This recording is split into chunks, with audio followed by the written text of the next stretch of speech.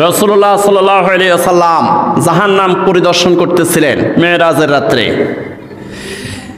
আর এই জাহান্নাম পরিদর্শনের মধ্যে এক পর্যায়ে দেখলেন কিছু মানুষকে আগুনের শূলের মধ্যে চড়াচ্ছে। আগুনের একদম উত্তপ্ত আগুনের তৈরি, জাহান্নামের আগুনের তৈরি শূলের মধ্যে কিছু মানুষকে চড়াচ্ছে।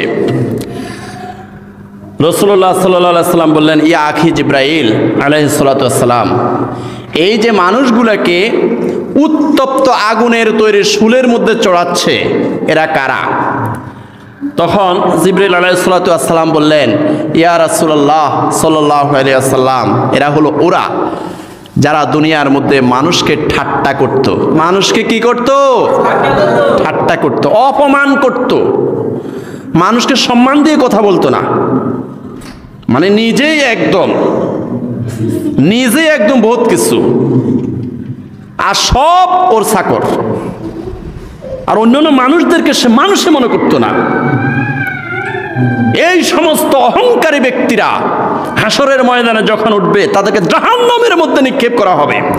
খুযুহু ফাগুল্লুহু সুম্মাল জাহিমা সাল্লুহু সুম্মা ফি সিলসিলাতিন যারউহা ৭০ যিরান ফাসলুকুহু।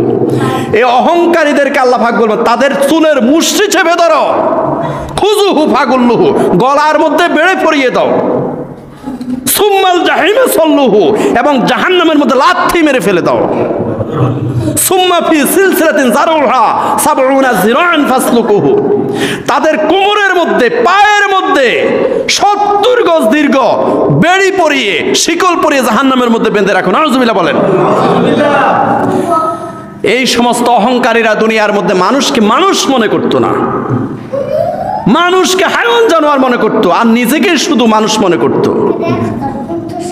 মানুষকে ঠাট্টা করে কথা বলতো, বিদ্রূপ করে কথা বলতো, মানুষকে সম্মান দিয়ে কথা বলতো না।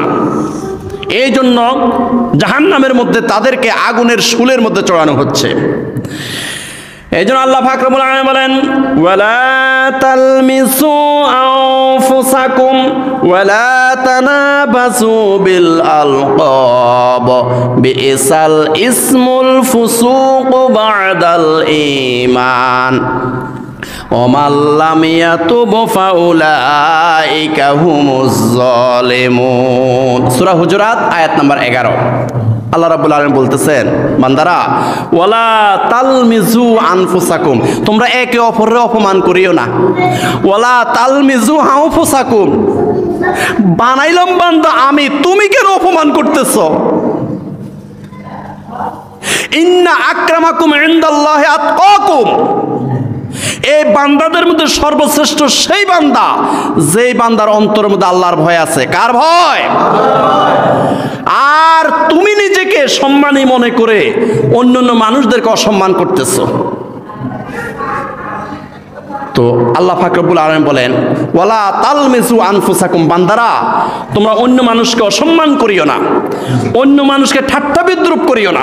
ওয়ালা তালমিজু আনফুসাকুম ওয়ালা তানাবাজু বিল আলকাব, খবরদার তোমরা অন্য মানুষকে মন্দ নামে ডাকিও না, খারাপ নাম দিয়ে ডাকিও না।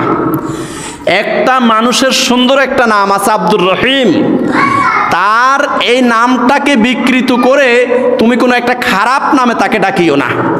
ওয়ালা তানাবাজু বিল আলকাব বিসাল ইসমুল ফুসুক বা'দাল ঈমান, ঈমান আনার পরে তুমি যদি এই কাজগুলা করো, এক নাম্বার হলো তুমি যদি অন্যকে ঠাট্টা করো, দুই নাম্বার হলো তুমি যদি একটা মানুষের সুন্দর নাম বাদ দিয়ে তাকে একটা খারাপ নাম দিয়ে যদি তাকে ডাকো, বিসাল ইসমুল ফুসুক, তাহলে এটা হলো মহাপাপ, এটা কবিরা গুনাহ, এটা মারাত্মক পাপ।